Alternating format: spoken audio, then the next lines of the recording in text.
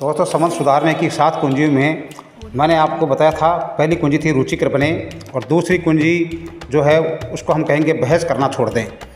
बड़े होते समय मैं बहुत बहस करता था। मैं पलक झपकते किसी भी व्यक्ति से किसी भी चीज़ के बारे में बहस करने लगता था। अक्सर मैं किसी विषय पर जानकारी हासिल करने में बहुत समय लगता था ताकि मैं सामने वाले से ज़्यादा जान जाऊँ। ज़्यादा जानकारी होने का नतीजा ये होता था कि मैं लगभग हमेशा जीत जाता था। मैं सामने वाले की हर बात और हर तरफ को काट सकता था।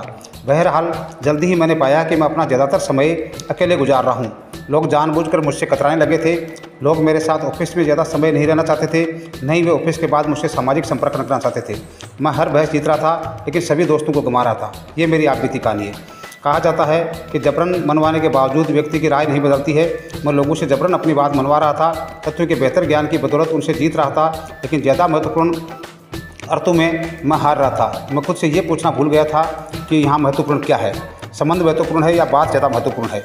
और इस सवाल का जवाब ये था कि मेरे लिए दूसरे लोगों के साथ मिलकर चलना महत्वपूर्ण था, बहस में सही होना या जीतना महत्वपूर्ण नहीं था। संबंध महत्वपूर्ण थे।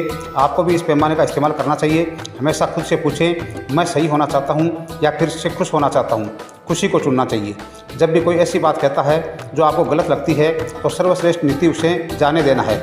लेकिन अगर किसी कारण से मामला इतना महत्वपूर्ण है कि आप उसे यूं ही नहीं जाने दे सकते हैं तो आप तीसरे पक्ष की असहमति का इस्तेमाल करके रुचिकर बने रह सकते हैं। इस विधि में आप अपने शब्दों को किसी काल्पनिक या वहाँ अनुपस्थित तीसरे व्यक्ति के मुँह में रख देते हैं। आप कहते हैं, बिल दोस्त, ये बड़ी रोचक बात है, लेकिन अगर कोई आपसे यह सवाल पूछे तो आप इसका क्या जवाब देंगे? फिर उस सवाल को किसी दूसरे के मुँह में रख दें। आप पूछ सकते हैं, अगर हमारे ग्राहकों को पता चल गया कि हम ये कह रहे हैं तो आपके हिसाब से वे क्या कहेंगे? या आप पूछ सकते हैं, आप क्या सोचते हैं हमारे बिजनेसमैन इस तरह के कदम पर क्या प्रतिक्रिया करेंगे? आप अपने विभाग में आने वाले सवालों को उठा देते हैं, लेकिन इसके बावजूद हर मामले में आप आरामदेह और रुचिकर बने रहते हैं। बस अपने शब्दों को किसी दूसरे के मुँह में रख दें।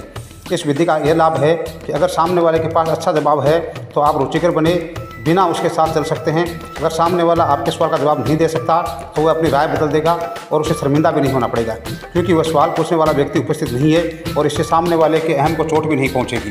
रुचिकर और आरामदेह व्यक्ति बनने का फैसला आपका तनाव कम कर देता है और अपनी मदद के लिए दूसरों को प्रभावित करने की आपकी योग्यता भी बढ़ा देता है। आप दूसरों का आत्मसम्मान बढ़ा देंगे और अपने बारे में भी बेहतर महसूस करेंगे। इन्हीं शब्दों के साथ जय हिंद, जय भारत, जय जय राजस्थान।